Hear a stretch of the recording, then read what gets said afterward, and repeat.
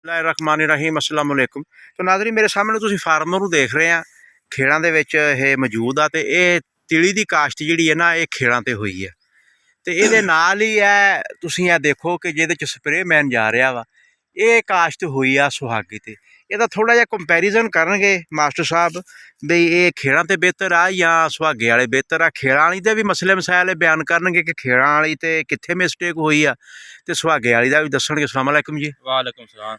शायद भाई तुहानू पहले भी गल दसी सी भी अगर साडे को पानी दा वसाइल हैगा वा ते तिलां दी काश्त प्लंटर दे उत्ते फिर करनी चाहिदी है।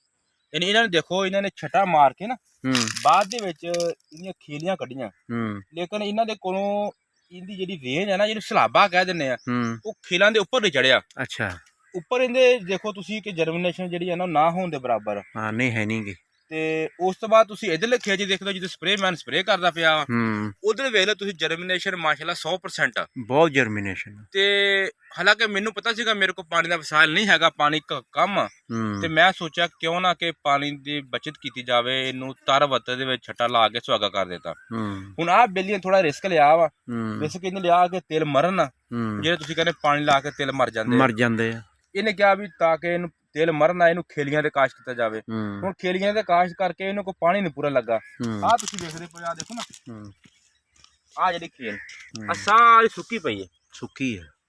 ਅਗਰ ਤਾਂ ਇਹ ਖੇਲ ਆਪਣਾ ਪੂਰੀ ਕਰਦਾ ਇਹ ਇੰਜ ਰੇਂਜ ਨੂੰ ਆਪਸ ਉੱਤੇ ਮਿਲਾ ਦਿੰਦਾ ਤੇ ਫਿਰ ਜਰਮੀਨੇਸ਼ਨ ਦੀ ਇੰਦੀ ਵੀ 100% ਆਣੀ ਸੀ। ਤੁਹਾਡਾ ਮਕਸਦ ਵੀ ਥੋੜਾ ਜਿਹਾ ਆਰ ਪਾਰ ਪਾਣੀ ਕਰਦਾ, ਪਾਣੀ ਦੀ ਆਰ ਪਾਰ ਨੇ ਪਾਣੀ ਦੀ ਸਲਾਬਾ ਆਰ ਪਾਰ ਹੋਵੇ, ਸਲਾਬ ਆਰ ਪਾਰ ਹੋਣੀ ਚਾਹੀਦੀ ਸੀ। ਇਹ ਫਿਰ ਲਾਉਣ ਦਾ ਪਾਣੀ ਜੇਕਰ ਥੋੜਾ ਥੋੜਾ ਕਰ ਲਾਉਣਾ ਚਾਹੀਦਾ ਪਾਣੀ। ਜਿਹੜੀ ਇੱਕ ਖੱਤੇ ਨੂੰ ਛੱਡਦਾ ਅਗਲੇ ਨੂੰ ਛੱਡਦਾ ਅਗਲੇ ਨੂੰ ਛੱਡਦਾ ਥੋੜਾ ਥੋੜਾ ਪਾਣੀ ਪੈਂਦਾ ਰਹੇ 3-4 ਘੰਟਿਆਂ ਦੇ ਵਿੱਚ ਜਿਹੜੀ ਨਾ ਉੱਪਰੋਂ ਰੇਂਜ ਮਿਲ ਜਾਂਦੀ ਪਾਣੀ ਦੀ। ਅਸਲ 'ਚ ਸਾਡੇ ਫਾਰਮਰ ਨਾ ਡਰਦੇ ਪਏ ਆ ਸੁਹਾਗੇ ਵਾਲੇ ਤੋਂ। ਜਿਵੇਂ ਹੁਣ ਆ ਸੁਹਾਗੇ ਤੇ ਆਪਣੇ ਕਾਸ਼ਤ ਕੀਤੇ ਉਹ ਕਹਿੰਦੇ ਜੀ ਇਹ ਜਦੋਂ ਪਾਣੀ ਲਾਉਣੇ ਨਾ ਮਰ ਜਾਂਦੇ ਆ। ਯਾਰ ਟਿਊਬਾਂ ਦੇ ਪਾਣੀ ਲਾਣੇ ਆਪਾਂ ਇਹਨੂੰ ਟਿਊਬਲ ਦਾ ਪਾਣੀ ਲੱਗੇ ਸ਼ਾਮ ਨੂੰ ਜਦੋਂ ਇਹ ਦੇਖੋ ਕਿ ਮਗਰ ਦਾ ਟਾਈਮ ਹੋ ਜਾਏ ਹਲਕਾ ਜਿਹਾ ਪਾਣੀ ਲਾ ਤੇ ਅੱਲਾ ਖੈਰ ਕਰੂ ਕੋਈ ਨਹੀਂ ਬਚ ਜਾਣਗੇ।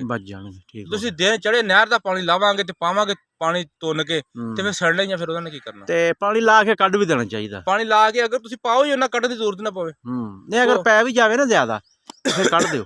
ਹਾਂ ਉਹ ਵੀ ਹੈ ਤਰੀਕਾ। ਜੇ ਅਗਰ ਤੁਹਾਡਾ ਖੱਤਾ ਕੋਈ ਅਗਲਾ ਨੀਵਾਂ ਵਾ ਉਹਨੂੰ ਕੱਢ ਦਿਓ। ਬਿਹਤਰੀਨ ਆ। ਤੁਹਾਡੀ ਖਾਦ ਖੂਦ ਨਹੀਂ ਜਾਏਗੀ, ਖਾਦ ਤੁਹਾਡੀ ਜਿੱਥੇ ਪਾਈ ਆ ਉੱਥੇ ਹੀ ਆ।